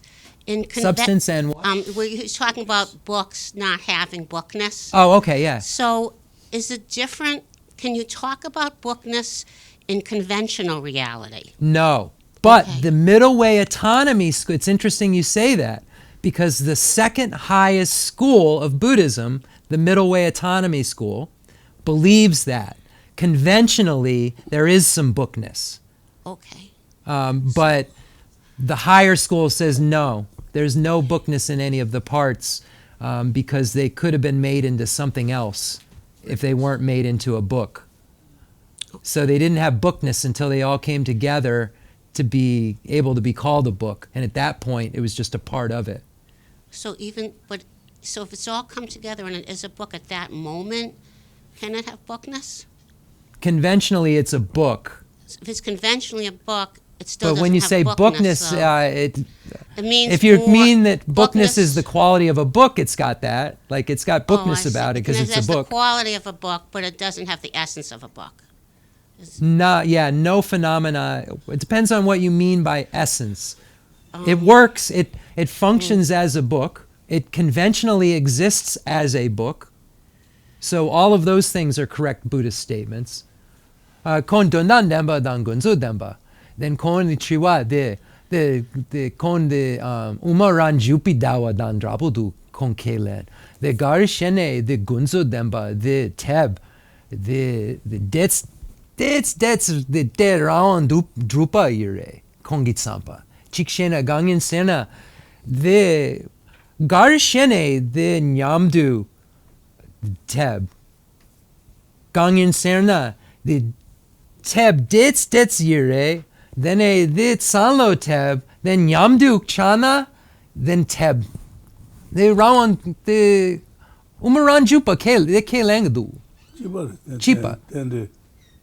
then a the garishene the gunzo demba madrupa gunzo the garishene the gunzo demba dondan demba garishene the gunzo demba the teb garishene rawan de drupa yomare gunzo demba the kudu never the umaran jupa tsampa the teb the gunzo demba that's rawan the drupa yure that's yure Round and Drupa, Demma Drupa, Rajuba. Then a gunzo demba drupa yin. Demma Drupa is Round Drupa, Rajuba. So the middle way so the view that you are asserting is that of the middle way autonomy school, we're not asserting, that we're talking about is that there is some conventional bookness there that allows you to call it a book. It requires the bookness and then a namer to call it a book, according to the autonomy school. The consequent school, the higher school, says it's just a collection of parts that are suitable to be called book, and they only become book when you name it that. There's no bookness until it's named book. Semantics, subtle semantics, but the final view states that that collection itself only is imputed designation. I see. Thank you. Sure, we're here. We got Shamba in the house today. Look at that. Shamba got a teaching. In the Bardo dying, somebody I know has recently died. I'm sorry to hear that. What is it that I could do to help that person through the Bardo? Okay. When did they pass? 3 days ago. Okay. Rinpoche, the Shapo Sum Lama Controbo Dronson. Controbo Shiso. Dene Gare Pentogdu. The Shapo Gatsudu Pento. Egyptu Jego. Lesser. Dene Kandun Gari Yakshu.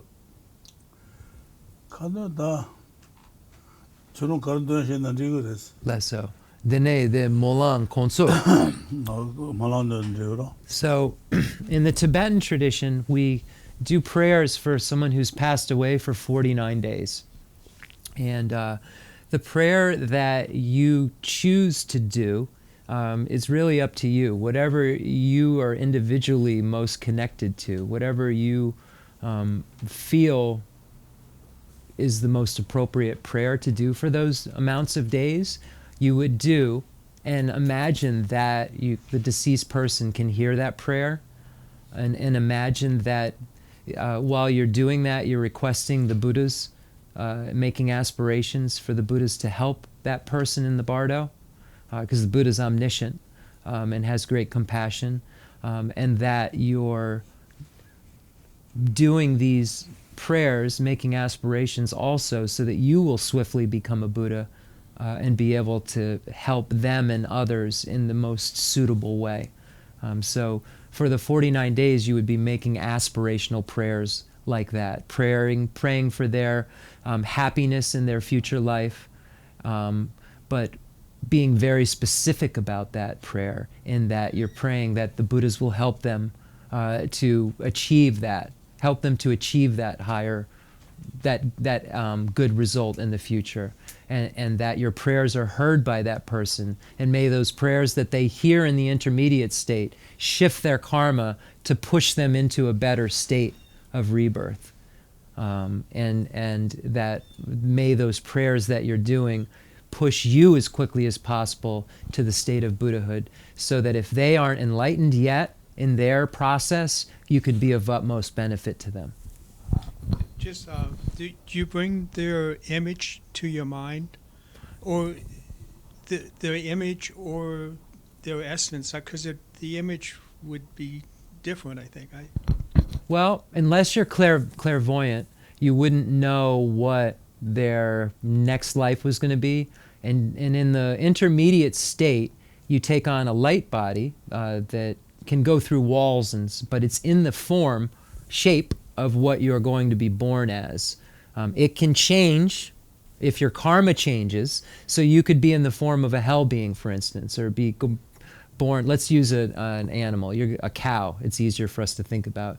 You may be in the intermediate state in the shape of a cow, because your karma at your time of death was most strong to connect to that kind of rebirth. But while you're in the intermediate state, something can shift in your karma. You still have consciousness. You're still collecting karma in the intermediate state. You're still thinking, you're still behaving, you just have a different kind of body.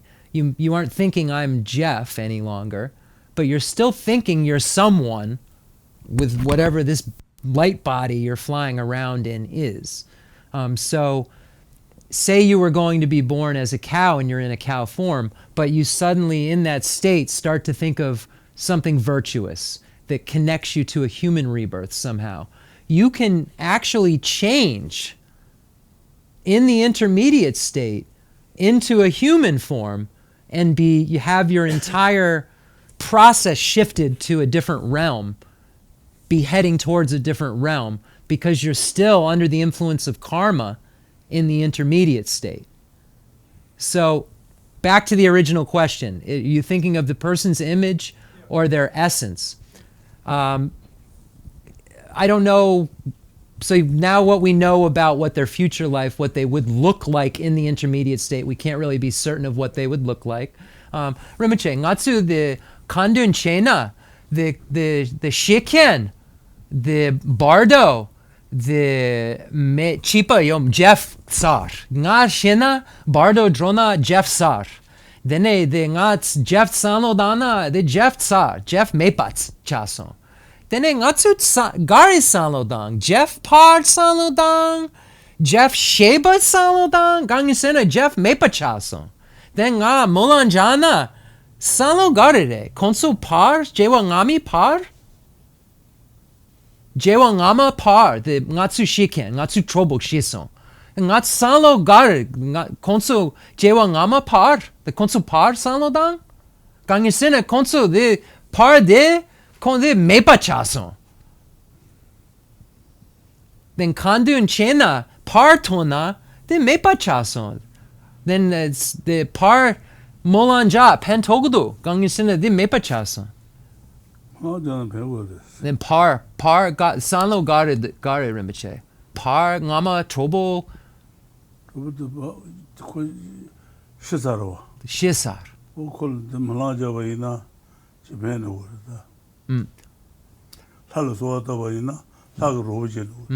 So, and if you're making prayers to the deities, then the deities will help your friend. So what I'm trying to establish is I just lost my place. Give me 1 second for me to regroup my mind here. Your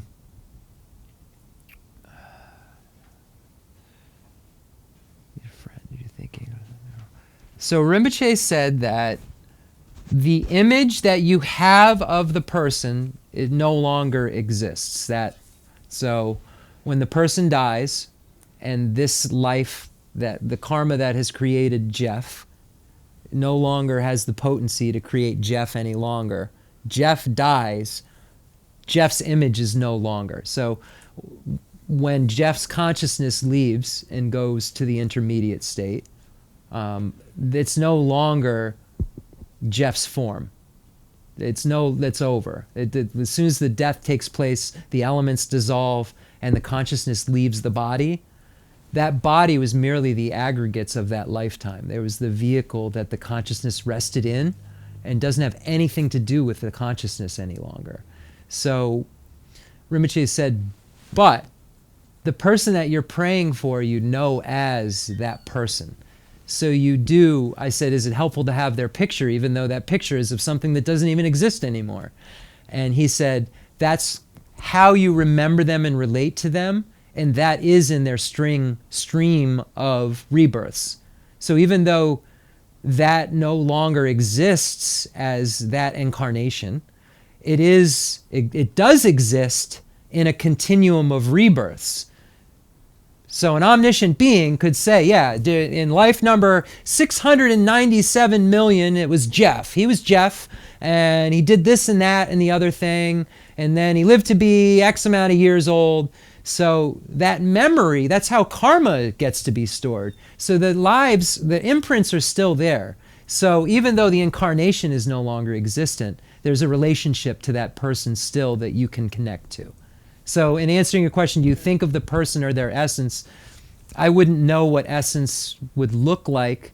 And usually when I try to think of a person, I immediately think of them. So I don't know. I wouldn't know how to. If you have a way of doing that makes you think of that person, though, their essence, it would be the same thing. You know what I mean? Yeah. Is there a particular prayer that Rinpoche could give me? He said he wants you to pick one that you feel most connected to. because just if you aren't connected karmically to the prayer, it's not as powerful for you or the other person necessarily. It's all this weird subtleties of karma that go on. Okay? Yeah, sure. Yes, yes. Just, would you attach a name? What? Oh. When you set your intention and you pray, or say mantras for that person. Yes. Would you establish that name? Yes, because that's the only way that's you the can only- establish make that who connection. you're praying for. Okay. It's a way to name them as what Yes. that. It's the only name you have for that consciousness. Yeah. Okay. I just But if you clarify knew that. its previous life's name, it would be just as appropriate to pray. You know what I mean? If Yeah. somehow you knew that, like before that life, they were, I don't know. You know what I'm trying to say. Yep. Thank you. I just have a quick question. Yeah. Where is the source of prayers that one could draw from? Where is the source of our prayer book, Yeah, or? our prayer book, would that be sufficient? Yeah, or Rinpoche was saying that he knows that people in here already do prayers, already have prayers that they do. So those would be the prayers that we'd use. But if you have no prayers that you do, say you're just here for the first time and you aren't study Buddhism, and you have, our prayer book has all of the prayers Rinpoche suggests in it. Oh, okay, good. And our prayer book is online too, so you can go to our website and access, for anyone who's watching, you can access all the prayers in our prayer book online as well. All right, thank you. That was a good point of reference, though. I forgot they're online. Okay, concluding mandala offering and dedication prayer. Thank you, everybody. Tuchena Rinpoche, Chiran Zupa Gom. Tuche. The Lamrim Chenmo Gatsudue. How many pages do we have left of the Lamrim Chenmo?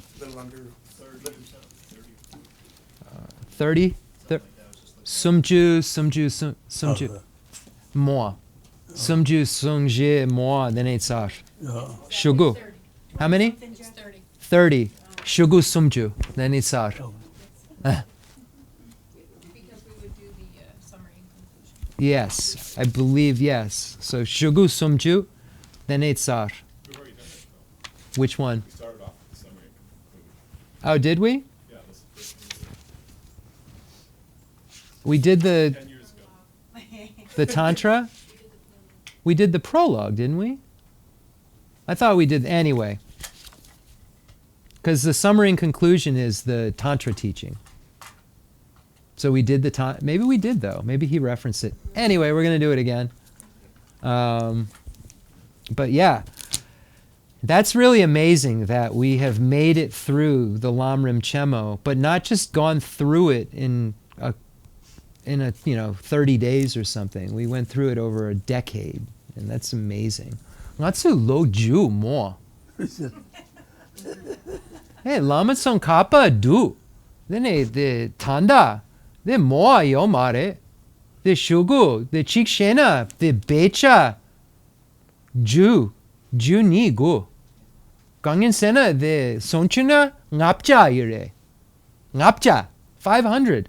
Sonchuna yure. The chikshena, becha, ju ni gu. The delpa.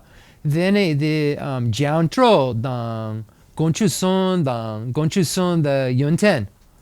The Gosun tu Yunten, the Chikshena Becha Chi, Gangyasena Chu, the Tsik Delpa Danson, Tsik Kanga Delpa, Tsik, the Kanga, the Delpa Danson, Sheda Selbodu Rinpoche, the Gonchu Sum, Sheda Selbodu.